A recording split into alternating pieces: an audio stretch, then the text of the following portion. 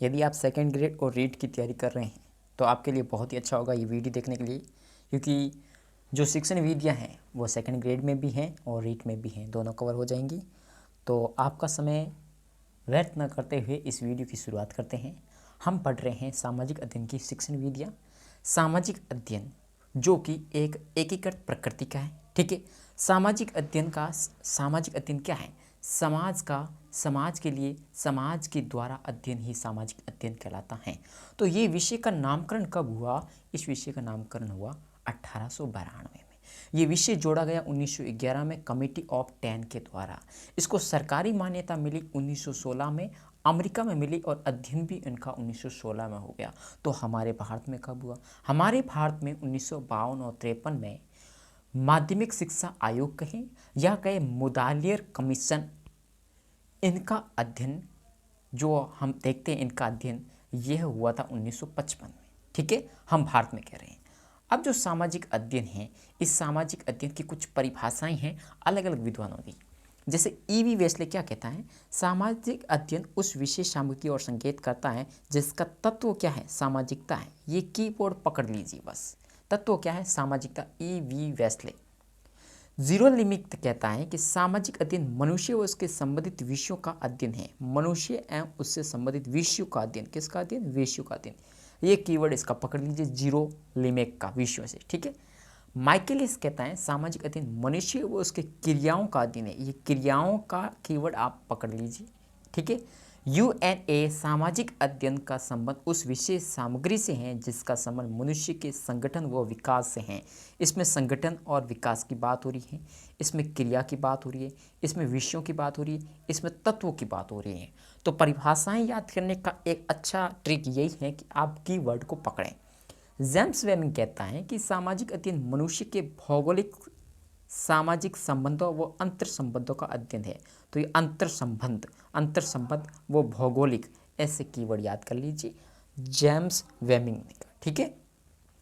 लेकिन एनोसाइक्लोपीडिया में भी एक मिलता है कि सामाजिक अध्ययन मनुष्य के खान पान, रहन सहन, वेशभूषा और वे क्रियाएं जिनमें वह अपनी आवश्यकताओं की पूर्ति में संलग्न रहता है और वे संस्थाएं जिन्होंने मानव समाज के संगठन व विकास में अपना महत्वपूर्ण योगदान दिया या योगदान का ज्ञान प्रदान किया, वो है सामाजिक अध्ययन।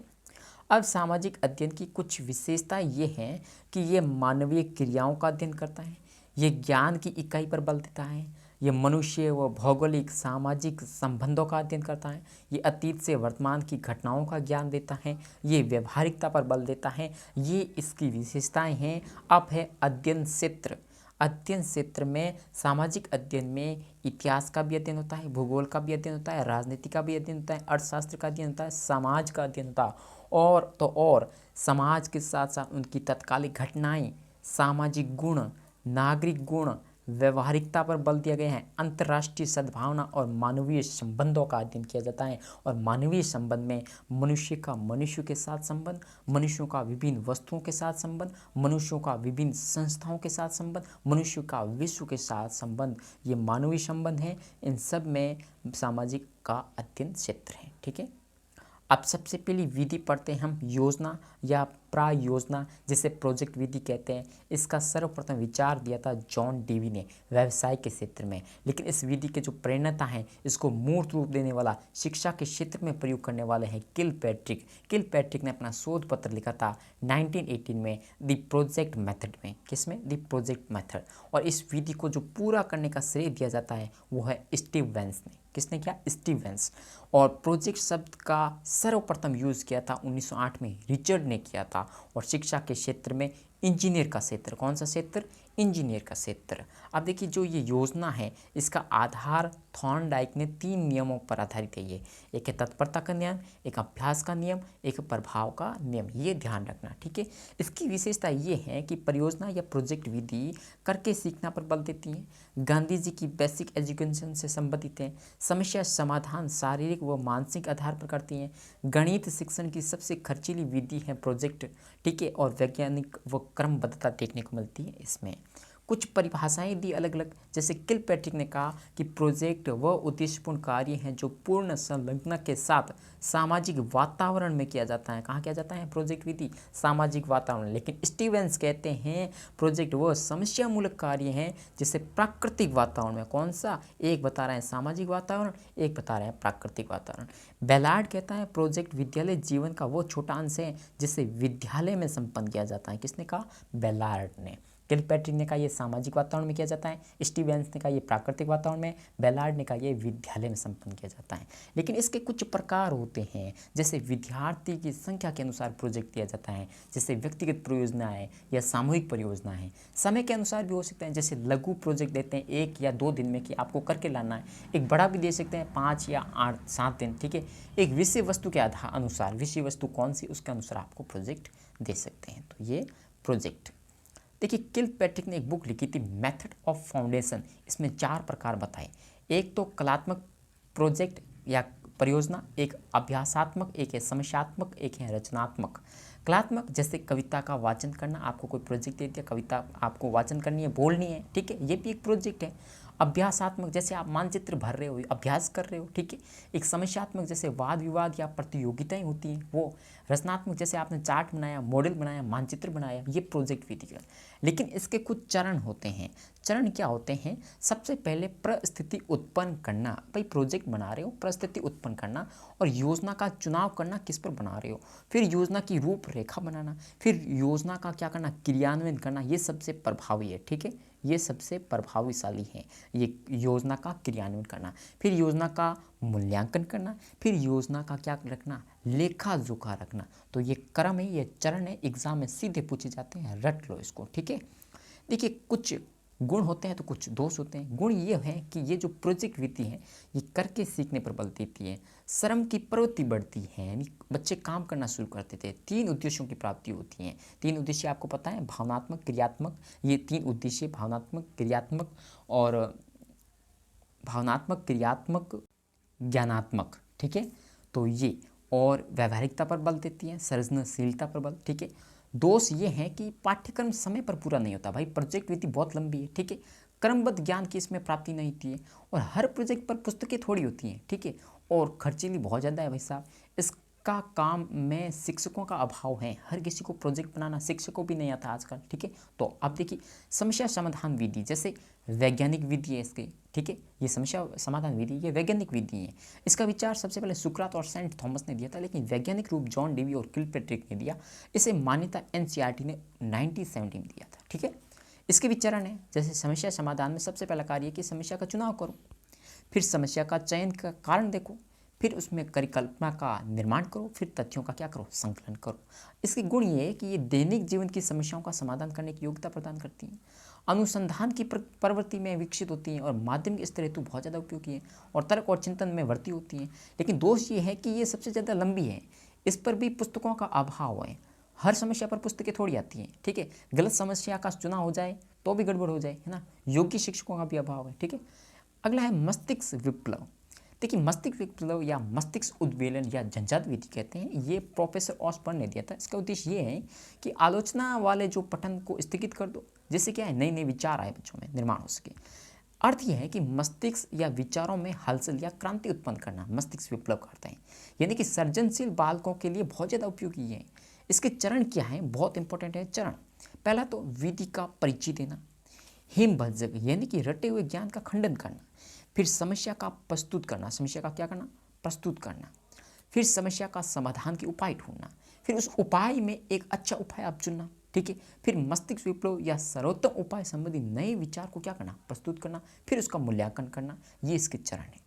इसके गुण ये है कि बच्चों में तर्क व चिंतन में वृद्धि होती है, ठीक है, मौखिक अभिव्यक्ति की योग्यता बढ़ती है, इसमें खर्चा ज़्यादा लगता नहीं, 3 उद्देश्यों की प्राप्ति होती है, भावनात्मक, ज्ञानात्मक, क्रियात्मक, ठीक है, और पूर्व की तैयारी इसमें आवश्यक नहीं है।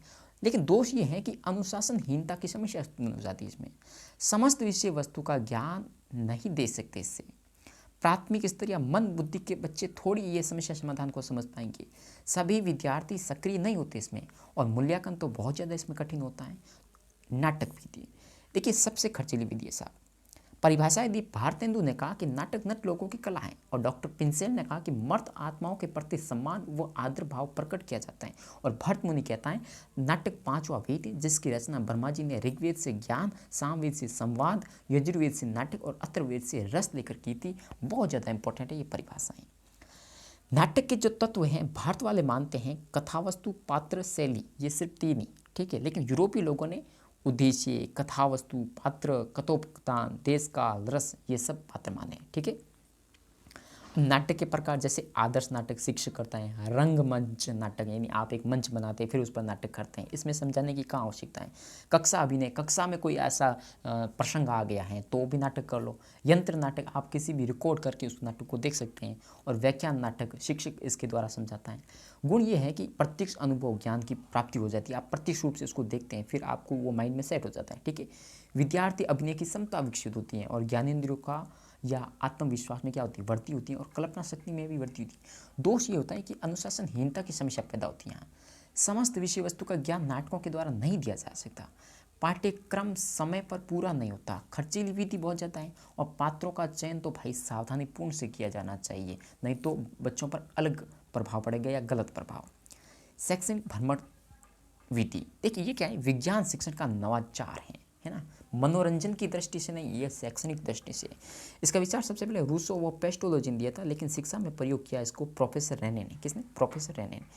इस विधि के तीन जो है ना योजनाएं हैं, पहले भ्रमण से पहले, भ्रमण के दौरान और भ्रमण के बाद। भ्रमण से पूर्व आयोजन से संबंधित होता है, और भ्रमण के द्वारा उद्देश्य प्राप्ति से संबंधित, और भ्रमण के बाद उसका मूल्यांकन किया जाता है, ठीक है। अब देखिए इसके कई प्रकार, जैसे स्थानीय हो सकता है, जैसे 1-2 घंटे का टूर होगा प्राथमिक स्तर पर, है ना, किसी बैंकों में ले जाया जाएगा या पोस्ट ऑफिस में बताया ऐसा करना वैसा करना। ये लघु भ्रमण 1 से 2 दिन का हो सकता है उच्च प्राथमिक स्तर के, और दीर्घ में तो 5 से 7 दिन, ये माध्यमिक स्तर के, ठीक है। गुण ये है कि प्रत्यक्ष अनुभव ज्ञान प्राप्ति होती है, ज्ञानेंद्रियों का विकास होता है, प्राप्त ज्ञान स्थायी हो जाता है, और उत्तरदायित्व की भावना का विकास होता है। दोष ये है कि इसमें अनुशासनहीनता की समस्या है कि आर्थिक दृष्टि के सबके लिए आसान थोड़ी है, हर कोई टूर के लिए पैसे नहीं दे सकता आर्थिक दृष्टि से, ठीक है। और समय पर पाठ्यक्रम पूरा नहीं होता, इसमें समय बहुत ज़्यादा वेस्ट होता है, और विद्यार्थी इसे मनोरंजन की दृष्टि से देखते हैं, है ना। उपलब्धि परीक्षण, देखिए विद्यार्थी विद्यालय में जो कुछ सीखता है वो क्या है, उसकी उपलब्धि है, और इस उपलब्धि का पता लगाने के लिए इसका परीक्षण किया जाता है, इसलिए इसे कहते हैं उपलब्धि परीक्षा। सैद्धांतिक और व्यवहारिक ज्ञान का पता लगाया जाता है। इसके कुछ परिभाषा इंपॉर्टेंट है वो जान लीजिए। इबेल ने कहा कि उपलब्धि परीक्षा द्वारा ज्ञान, योग्यता और कुशलता, है ना, इन सब का पता चलाया जाता है, ठीक है। थॉर्नडाइक ने कहा नहीं, विशिष्ट प्रकार की शिक्षा प्राप्त करने के पश्चात विद्यार्थी ने क्या सीखा इसका पता उपलब्धि परीक्षण से लगाया जाता है। लेकिन सुपर विद्वान कहते हैं कि उपलब्धि परीक्षण के प्रयोग से यह पता लगाया जाता है कि विद्यार्थी ने कितना सीखा है और किस क्रिया को करने में वह समर्थ है, इसके बारे में।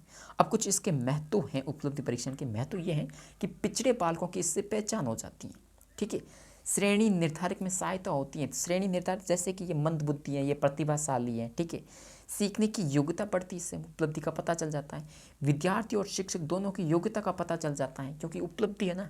विद्यार्थी का वर्गीकरण सहायक हो जाता है। इसके प्रकार है प्रमाणीकृत और मानकीकृत परीक्षण, अप्रमाणीकृत, ठीक है। ये 2 प्रकार हैं। NCF जो कि आपके कोर्स में बहुत ज़्यादा इंपॉर्टेंट है, राष्ट्रीय पाठ्यचर्या रूपरेखा 2005, ठीक है। पहला देखिए विश्वविद्यालय शिक्षा आयोग या राधा कृष्ण कमीशन 1948, इसकी अध्यक्षता डॉक्टर सर्वपल्ली राधाकृष्णन की थी। ये उच्च शिक्षा से संबंधित हैं, तो पहला सिर्फ आपको इतना ध्यान रखना है। दूसरा ये है कि माध्यमिक शिक्षा आयोग या कहीं मुदालियर कमीशन 1952 से 53, इसकी अध्यक्षता डॉक्टर लक्ष्मी स्वामी मुदालियर ने की थी। व्यावसायिक शिक्षा पर बल दिया गया है, ध्यान रखना, व्यावसायिक शिक्षा पर, ठीक है। इसकी सिफारिश के आधार पर 1 अगस्त 1957 को माध्यमिक शिक्षा बोर्ड का गठन किया गया। 1961 में अजमेर में इसको स्थानांतरित कर दिया था। सिफारिश के आधार पर 1955 में भारत में सामाजिक अध्ययन का विषय का अध्ययन आरंभ हुआ, ध्यान रखना, 1955। शिक्षा आयोग या कोठारी आयोग कमीशन 1964-66, अध्यक्षता की डॉक्टर दौलत कोठारी ने विशेष बल दिया मैथ साइंस सब्जेक्ट पर। इन्होंने सिफारिश की कि पर्यावरण का अध्ययन किया जाए प्राथमिक स्तर पर बच्चों के लिए, ठीक है। 10+2+3 इसका विचार दिया गया था इसमें, ठीक है। त्रिभाषा सूत्रपात किया गया, जैसे एक राज्य की भाषा होनी चाहिए या राष्ट्रीय, एक अंतर्राष्ट्रीय भाषा और एक स्थानीय भाषा, ठीक है। और दक्षिण भारत में शिक्षा का पहला माध्यम खुला था इंग्लिश मीडियम। चौथा है राष्ट्रीय शिक्षा नीति 1968 नेशनल एजुकेशन पॉलिसी, स्वतंत्र भारत की प्रथम शिक्षा नीति है, ठीक है। त्रिभाषा सूत्र को लागू कर दिया गया। प्रतिभाशाली बालकों के लिए आवासीय नवोदय विद्यालय की सिफारिश की गई। ध्यान रखनी, यहाँ पर लागू नहीं हुई, सिफारिश हुई। लागू होगा इसमें राष्ट्रीय शिक्षा नीति 1986 में। वर्तमान शिक्षा पद्धति आपको ध्यान है इसी पर आधारित है। समाज सेवी शिक्षा पर सिफारिश की। 10+2+3 लागू कर दिया यहाँ, और सतत व समग्र मूल्यांकन लागू किया गया, और नवोदय विद्यालय की भी स्थापना की गई, और पहला था आपको पता है हरियाणा, ठीक है। तो ये ध्यान रखना। पुनः संशोधित राष्ट्रीय शिक्षा नीति आई थी 1992 में, अध्यक्षता की थी आचार्य राम मूर्ति ने। इस कमेटी में यह गठन इसलिए किया गया जिसके कार्य NEP यानी नेशनल एजुकेशन पॉलिसी 1986 की क्या करनी, समीक्षा करनी और उसे क्रियान्वित करना था, और जो सुझावों के क्रियान्वयन को POA यानी कि प्रोग्राम ऑफ एक्शन कहा गया, ठीक है। तो 1992 के तहत 1993 में यशपाल कमेटी का गठन हुआ। ध्यान रखना, ये डेट बहुत इंपॉर्टेंट है। इसके दो मुख्य उद्देश्य थे, पहला कि बालकों का सर्वांगीण विकास करना, दूसरा बस्ते के बोझ को कम करना। अब देखिए यशपाल कमेटी के द्वारा NCF दिया गया, नेशनल करिकुलम फ्रेमवर्क, ठीक है। अब तक 4 दिए गए, एक तो 1975, एक 1988, एक 2000, एक 2005। इसमें सबसे पहले में NCF विद्यालय शिक्षा का नवीनतम दस्तावेज है। NCF MHRD की पहल के आधार पर NCERT के द्वारा लागू किया गया, ये ध्यान रखने बहुत इंपॉर्टेंट है। और NCF की जो प्रथम बैठक है 14 से 19 जुलाई 2004 को NCERT न्यू दिल्ली में हुई। इसकी अध्यक्षता की थी प्रोफेसर यशपाल ने, निर्देशक थे प्रोफेसर कृष्ण कुमार। अंतिम बैठक हुई थी नवंबर 2004 को। जो NCF है नेशनल करिकुलम फ्रेमवर्क, ये पारित किया गया यहाँ पर, ठीक है। 7 सितंबर 2005 को CABF यानी कि central advice board of education, केंद्रीय शिक्षा सलाहकार बोर्ड के द्वारा इसको पारित किया गया था, ठीक है। तो मेंबर इसमें 35 थे। राजस्थान के ध्यान रखना कौन थे, रोहित धनखड़ थे, जयपुर वाले। इसमें क्या किया गया, 21 राष्ट्रीय फोकस समूह गठित किए गए और 22 भाषाओं में इसका अनुवाद किया गया, और संरचनावादी अधिगम सिद्धांत पर ये आधारित है। ध्यान रखना NCF शिक्षक की भूमिका सुविधादाता है, ये NCF बोल रही है, ठीक है। स्वास्थ्य और लैंगिक संबंधी मुद्दे इसमें शामिल किए गए। 2010 में क्लास 10 NCERT एकीकृत पाठ्यक्रम लागू किया गया। ध्यान रखना बहुत ज़्यादा इंपॉर्टेंट है। और NCF के अनुसार पाठ्यक्रम की जो कमियां हैं, कमियां ये हैं कि पाठ्यक्रम केवल सैद्धांतिक ज्ञान देता है, इसमें अंतक्रिया का अभाव है, और शिक्षक सिर्फ डाकिये की भूमिका निभाता है और कुछ है नहीं, ठीक है। तो NCF 2005 के अनुसार कुछ मार्गदर्शक सिद्धांत दिए। ये सिद्धांत दिए कि ज्ञान को बाहरी जीवन से जोड़ा जाए, परीक्षा पद्धति को थोड़ा लचीला बना जाए, राष्ट्रीय महत्व के बिंदु में कुछ पाठ्यक्रम शामिल किए जाए, रटने की प्रवृत्ति से मुक्ति दी जाए, और विषय वस्तु को केवल पाठ्य पुस्तक की केंद्रित नहीं होनी चाहिए। अब बात करते हैं हम शिक्षण सहायक सामग्री, बहुत ही इंपॉर्टेंट है। कोठारी कमीशन ने क्या कहा कि यदि शिक्षक अपने शिक्षण को बेहतर बनाना चाहता है तो उसे सहायक सामग्री का प्रयोग करना चाहिए। शिक्षण के क्षेत्र में सहायक सामग्री का प्रयोग पावलोव के शास्त्रीय अनुबंधन के सिद्धांत पर आधारित है। इसका महत्व ये है कि शिक्षक के समय व परिश्रम में क्या होगी, बचत हो जाएगी, और प्राप्त ज्ञान क्या हो जाएगा, बच्चों के लिए अच्छा हो गया, स्थायी हो जाएगा, है ना।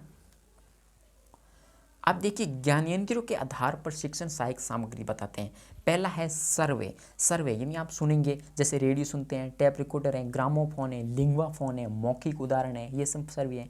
दर्शी में आप देखकर ज्ञान प्राप्त करते हैं, जैसे श्याम पट पर कुछ शिक्षक लिखता है, पाठ्य पुस्तक हैं, चित्र हैं, मानचित्र हैं, रेखा चित्र, globe, chart, cartoon, poster, board, flannel यानी कक्षा के अंदर, बुलेटिन यानी कक्षा के बाहर, संग्रहालय, जियो बोर्ड क्या होता है, गणित में ज्यामितीय आकृतियां बनाना वो, और सेक्सटेंट यानी कि कोणों के माप हेतु प्रयोग में लिया जाता है। और सर्वे और दर्शी दोनों यानी हम देखेंगे और सुनेंगे, जैसे टीवी को सुन भी सकते हैं, देख भी सकते हैं, कंप्यूटर, नाटक, मेले, प्रदर्शनी, भ्रमण, प्रोजेक्टर, सिनेमा इत्यादि, ठीक है। अब देखिए शिक्षण सहायक सामग्री का कुछ अलग से वर्गीकरण किया गया है। जैसे आप एक सुनेंगे प्रेक्षिक सामग्री, एक है अप्रेक्षिक सामग्री, एक क्रियात्मक सामग्री, एक कंप्यूटर पर आधारित सामग्री। प्रेक्षेपी सामग्री क्या होती है, स्वयं में शिक्षण सामग्री नहीं होती है, इसको बनाना पड़ता है, प्रस्तुत करना पड़ता है, और प्रस्तुत करने के लिए हम यंत्रों का प्रयोग करते हैं। जैसे आप एपिडोस्कोप देखा होगा, जादू की लालटेन है, फिल्म स्ट्रिप है, मुख्य फिल्में होती है, प्रोजेक्टर होता है, ओवरहेड प्रोजेक्टर होता है, ये सब क्या है प्रक्षेपी। और अप्रक्षेपी क्या है, ये स्वयं में शिक्षण सहायक सामग्री होती है। इसको हमने 3 भागों में बांट दिया, एक सर्वे, एक दृश्य, एक सर्वे और दृश्य। यानी कि सर्वे को हमने बता दिया था पहले, और दृश्य में हमने प्रदर्शन पट, द्विआयामी, त्रिआयामी। प्रदर्शन पट में नहीं कि श्याम पट हैं, चुंबकीय पट हैं, प्लेन पोर्ट हैं, बुलेटिन बोर्ड हैं। और द्विआयामी मतलब चित्र हैं, चार्ट हैं, मानचित्र हैं, कार्टून हैं, पोस्टर हैं। और त्रिआयामी जैसे मॉडल हैं, वास्तविक पदार्थ हैं, कठपुतली है, ये त्रिआयामी आगे। दृश्य शरीर में हमने बताया टीवी है, छलचित्र है, नाटक है। तो ये सब किसमें अप्रेक्षिक सामग्री है। लेकिन क्रियात्मक सामग्री क्या है, जिसमें आप खुद स्वयं क्रिया करते हैं, वहाँ जाते हैं, यानी कि जैसे मेला है, प्रदर्शनी देखते हैं आप। कंप्यूटर आधारित जैसे ई बुक है, टेलनेट है, यूट्यूब है, ई लाइब्रेरी है। तो ये सब क्या है, कंप्यूटर पर आधारित है। तो ये शिक्षण सामग्री का क्या है, वर्गीकरण है। एक है अनुभव शंकु। ओयू विश्वविद्यालय के थे एडगर डेल द्वारा अपनी book audio visual method in teaching में ये दिया गया था। ठीक है, ये देखिए इस तरह का है, इसमें ये आधार हैं। ठीक है, ये आधार हैं। सबसे पहले देखिए शाब्दिक सहायक सामग्री, अप्रेक्षिक सहायक सामग्री, प्रेक्षित सहायक सामग्री, प्रत्यक्ष अनुभव आधारित सामग्री। जो शाब्दिक सहायक सामग्री होती है ये सबसे कम प्रभावशाली होती है। यानी आप सिर्फ सुन रहे हैं तो आपको ज्ञान ज़्यादा प्राप्त होगा क्या, नहीं। शाब्दिक से अधिक प्रभावी है, ये थोड़ी ध्यान रखना, अप्रेक्षेपी। ठीक है, अप्रेक्षेपी अधिक प्रभावी है इससे, है ना, प्रेक्षेपी से। यानी प्रेक्षेपी है ना अधिक प्रभावी है इससे। और प्रत्यक्ष अनुभव तो भाई साहब पूछो मत, सबसे अधिक प्रभावी ये है। ठीक है, देखिए शीर्ष से आधार पर आने पर शिक्षण की प्रभावशीलता अधिक होगी, मैंने भी बताया आपको। और आधार से शीर्ष पर जाने की प्रभावशीलता यहाँ पर कम होगी। तो आधार देखिए, शीर्ष से हम आधार जाएंगे, शीर्ष से आधार जाएंगे तो ये हो जाएगी कम, और शीर्ष से वापस आधार पर आएंगे तो ये ज़्यादा होगी। यानी सबसे अधिक प्रभावशाली नीचे हैं। ठीक है, लक्ष्य और उद्देश्य। देखिए उद्देश्यों का वर्गीकरण होता है, जैसे ज्ञानात्मक उद्देश्य, अवबोध, ज्ञानोपयोग, कौशल, अभिरुचि, अभिवर्ती, ये सब आप बीएड में पढ़ेंगे। ज्ञानात्मक में प्रत्यास्मरण यानी पुनः स्मरण करना, प्रतिविज्ञान में यानी पुनः पहचान करना, अवबोध यानी कि व्याख्या, तुलना, वर्णन करना।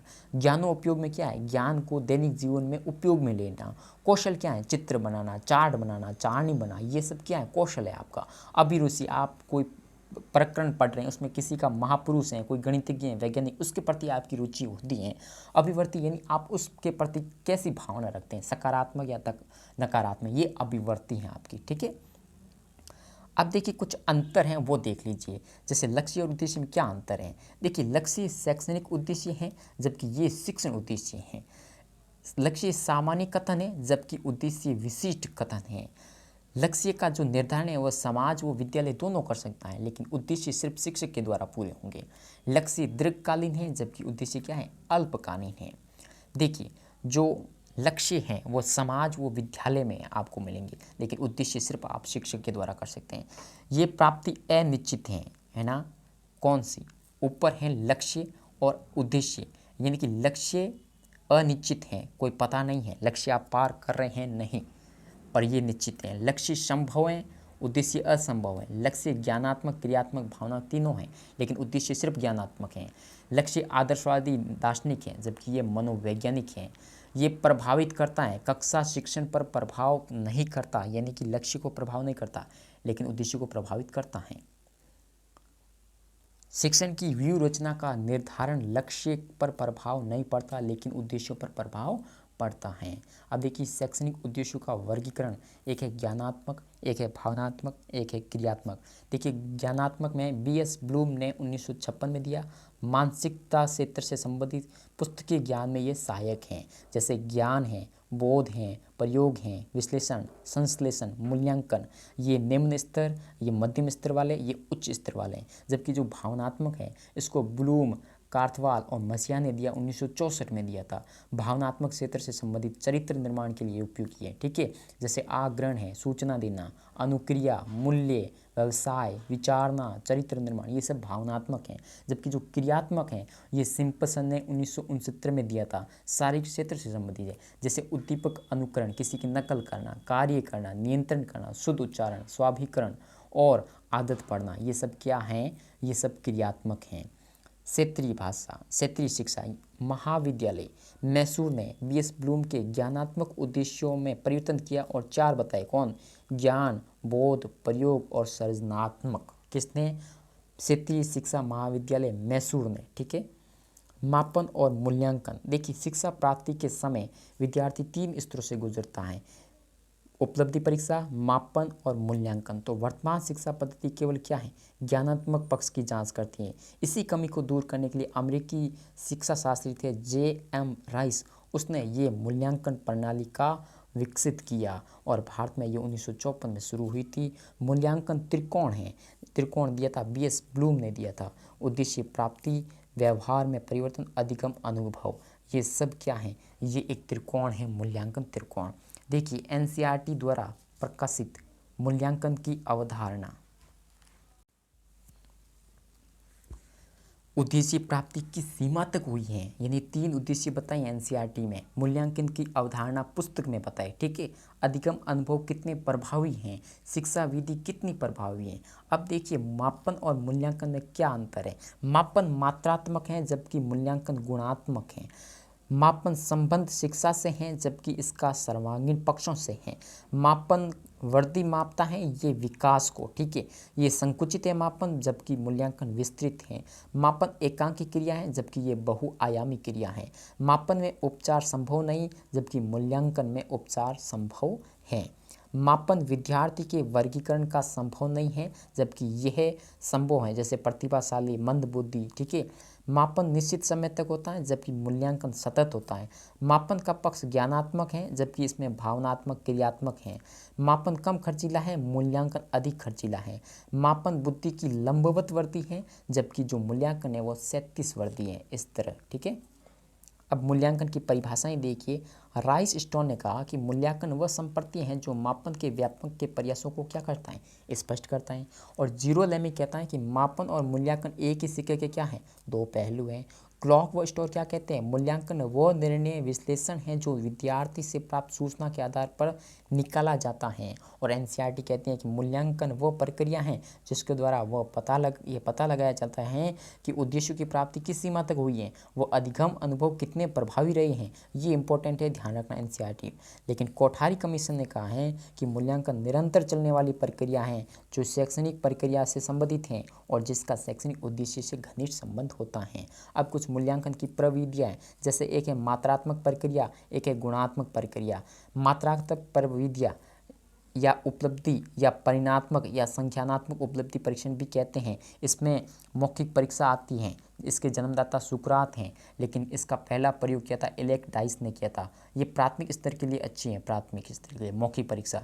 जो लिखित परीक्षा है इसको पेपर पेंसिल की परीक्षा भी कहते हैं। इसका सर्वप्रथम विश्व में प्रयोग हुआ था 1772 में कैम्ब्रिज विश्वविद्यालय में, लेकिन भारत में 1854 में कलकत्ता, बम्बई और मद्रास विश्वविद्यालय में। ठीक है, इसका प्रयोग हुआ। और लिखित परीक्षा की भी 2 प्रकार हैं। एक है वस्तुनिष्ठ परीक्षण, इसका सर्वप्रथम निर्माण होरास मैन ने किया है, विकास इसका किया था राइस ने। वस्तुनिष्ठ जो परीक्षाएं होती है वो विश्वसनीय होती हैं। विश्वसनीय कैसी होती है? जैसे मान लो किसी एक शिक्षक ने आपका ये टेस्ट लिया और टेस्ट में जितने नंबर आ रहे हैं, अगर दूसरा टीचर को भी आपका ये सेम ही टेस्ट की कॉपी चेक करने को दी जाए तो अंक समान रहेंगे, इसमें कोई छेड़खानी नहीं होगी। तो ये विश्वसनीयता की अनुमान से उत्तर देने की प्रवृत्ति होती है इसमें। ठीक है। आधारित होता है प्रत्यय विज्ञान और प्रत्यय स्मरण में। इसका निर्माण थोड़ा कठिन होता है। इसमें प्रश्न आ सकते हैं जैसे प्रत्यय स्मरण या प्रत्यय अभिज्ञान। प्रत्यय स्मरण यानी कि रिक्त स्थानों की पूर्ति करो, एक शब्द में उत्तर दो, ये है प्रत्यय स्मरण। जबकि प्रत्यय अभिज्ञान में क्या होता है? बहुविकल्पीय प्रश्न आएंगे, मिलान कीजिए, सत्य और असत्य कौन सा है, सादृश्य, संगत और असंगत कौन सा है। और अगला है निबंधात्मक परीक्षण। ये परंपरागत परीक्षा है, ये विश्वसनीय नहीं होती। ठीक है। इसके सबके अलग अलग आंसर अलग होंगे। विद्यार्थी तर्क और चिंतनों की वृद्धि होती है। निर्माण तो सरल होते हैं लेकिन रटने की प्रवृत्ति बढ़ जाती है। और अगला है प्रायोगिक परीक्षा, यानी प्रैक्टिकल होता है। ज़्यादातर कहाँ होता है? विज्ञान और भूगोल में। ठीक है। ये पक्ष कैसा है? क्रियात्मक, लेकिन जांच क्या होती है? ज्ञानात्मक। ठीक है। अगली है गुणात्मक विधियाँ। देखिए, ये मनोवैज्ञानिक विधि है। ठीक है। ये क्या करती हैं? भावनात्मक व क्रियात्मक का क्या करती हैं? जांच करती हैं। ये व्यवहार का क्या लगाती हैं? पता लगाती हैं, क्योंकि ये मनोवैज्ञानिक विधि हैं। पहले हम पढ़ रहे हैं निरीक्षण विधि, इसे कहते हैं अवलोकन विधि। और इसका विचार दिया JB वॉटसन ने 2 प्रकार की, एक नियंत्रित निरीक्षण, एक अनियंत्रित निरीक्षण। प्राथमिक स्तर के लिए बहुत ज़्यादा उपयोगी है निरीक्षण विधि। ठीक है, व्यक्ति का सही मूल्यांकन करना है तो वो अनियंत्रित निरीक्षण है। ठीक है, अब देखिए दो और विधि हम एक साथ ले रहे हैं, जैसे एक है प्रश्नावली विधि, एक है जांच विधि। प्रश्नावली विधि के प्रणेता अगर दार्शनिक है वो है सुकरात, लेकिन इसके प्रश्नावली जो हम शिक्षण वीडियो में पढ़ते हैं इसके प्रणेता हैं आर.एस. वुडवर्थ। ठीक है, जांच विधि के प्रणेता भी वुडवर्थ हैं। 4 प्रकार की प्रश्नावली विधि है। एक बंद प्रश्नावली, जैसे हाँ या ना में विकल्प मिलेंगे आपको। एक खुली प्रश्नावली, पूरे वाक्य में आपको उत्तर देना होगा। एक चित्रित प्रश्नावली, उत्तर भी आपको चित्रों के माध्यम से। एक मिश्रित, कुछ भी हो सकता है। और इसमें सिर्फ 2 प्रकार की होती हैं जांच विधि में। एक विकल्प होता है हाँ या ना वाला। ठीक है, और जो प्रश्नावली विधि है इसका प्रयोग शिक्षा व मनोवैज्ञानिक क्षेत्र में होता है। इसमें सिर्फ मनोवैज्ञानिक क्षेत्र में होता है। जानकारी प्राप्त, देखिए विषम योग्यता व व्यवहार का पता लगाया जाता है प्रश्नों के माध्यम से, लेकिन व्यवहार का पता लगाया जाता है जांच के माध्यम से। ठीक है, और निर्माणकर्ता, देखिए निर्माण इसमें शिक्षक और विशेषज्ञ, जबकि जांच विधि में हमेशा विशेषज्ञ होगा। ये मौखिक और लिखित होंगे प्रश्नावली विधि, जबकि ये जो जांच है वो लिखित होगी। ठीक है, विशेषता, कई पक्षों का मूल्यांकन एक साथ संभव है, लेकिन इसमें सिर्फ एक पक्ष का ही होगा। ठीक है, उदाहरण की बात करें जो प्रश्नावली है बहुआयामी व्यक्तित्व परीक्षण होता है वो, लेकिन जो जांच विधि जैसे डॉक्टर सिन्हा द्वारा दिया गया कौन सा चिंता परीक्षण, ठीक है, बैल द्वारा दिया गया समायोजन परीक्षण, ये किसका आंसर है जांच विधि का। ठीक है, चौथी है एनेक्डोटल या घटनावर्त विधि। इसमें क्या होता है, बालक के असामान्य व्यवहार या किसी क्षेत्र में अत्यधिक रुचि के कारण का पता लगाया जाता है कि बच्चा इतना इसमें रुचि क्यों ले रहा है, ये इसकी घटना के बारे में जाना जाता है। तो इसमें समस्या का समाधान नहीं होता है, ये ध्यान रखना, इसलिए ये इंपॉर्टेंट है। संचयी आलेख विधि क्या होता है, ऐसा रिकॉर्ड जो विद्यार्थी से संबंधित समस्त सूचनाएं उपलब्ध कराएं। ठीक है, जैसे शैक्षणिक सहशैक्षिक प्रगति व व्यवहार का क्या लगाए पता लगाए। साक्षात्कार विधि, इसका पहला प्रयोग अमेरिका में हुआ था। माध्यमिक स्तर के लिए बहुत ज़्यादा उपयोगी है। 3 प्रकार की होती हैं, एक संरचित, एक अर्ध संरचित, एक असंरचित। संरचित में क्या होता है, विषयों का निर्धारण होता है। ठीक है, और प्रश्नों का भी निर्धारण होता है और इसमें विश्वसनीयता होती है। ठीक है, अर्ध संरचित में क्या होता है, विषयों का निर्धारण होता है लेकिन प्रश्नों का निर्धारण नहीं होता है और ये सर्वश्रेष्ठ कही जाती है। और असंरचित में क्या होता है, ना तो विषय का निर्धारण होता है ना ही प्रश्न का निर्धारण होता है, ऐसे ही आपसे साक्षात्कार कर लिया जाता है। क्रम निर्धारण मापनी, रेटिंग स्किल आपने सुना होगा। सर्वप्रथम यूज थर्स्टन ने किया। मनोवैज्ञानिक प्रवृत्ति है, माध्यमिक स्तर के लिए बहुत अच्छी है और व्यक्तिगत गुणों की मात्रा का मापन किया जाता है। इसमें 5 से 7 विकल्प दिए जाते हैं आपको। ठीक है, जीवन इतिहास विधि टाइडमैन है, यानी कि बच्चा अपराधी है तो उसके पूरे इतिहास की तलाश की जाती है, वंशानुक्रम ये सब इसमें देखा जाता है। और स्वनिर्मित उत्पाद क्या होता है, क्रियात्मक पक्ष होता है, बच्चों को कुछ क्रियाएं करनी पड़ती हैं, जैसे कुछ अनुपयोगी वस्तुएं, कुछ काम की वस्तुएं नहीं है उससे उपयोगी वस्तु बनाना, ये क्या है, स्वनिर्मित उत्पाद होता है। अगला है अभिवर्ती मापनी। देखिए अभिवर्ती का अर्थ होता है नजरिया या सोचने का दृष्टिकोण। ये 3 प्रकार के, जैसे सकारात्मक, नकारात्मक और शून्य। सर्वाधिक संबंध है भावनात्मक रूप से। जो अभिवर्ती होती हैं वो अर्जित होती हैं, वातावरण से प्रभावित होती हैं और परिवर्तनशील भी होती हैं ये अभिवर्ती। और इस पर सर्वाधिक कार्य किया था थर्स्टन ने, और थर्स्टन ने क्रमबद्ध अंतर विधि भी दिया, युग्म तुलनात्मक विधि भी दी थी। लिंकट जो है इसने योग निर्धारण परीक्षण भी दिया था। अगला है समाज मिति विधि, J.L. मोरेनो, यानी कि सामाजिक व्यवहार का पता लगाया जाता है। इसमें नेता का चुनाव, पसंद का चुनाव करने की मुख्य ये विधि होती हैं। अगला है रूसी प्रशिक्षण।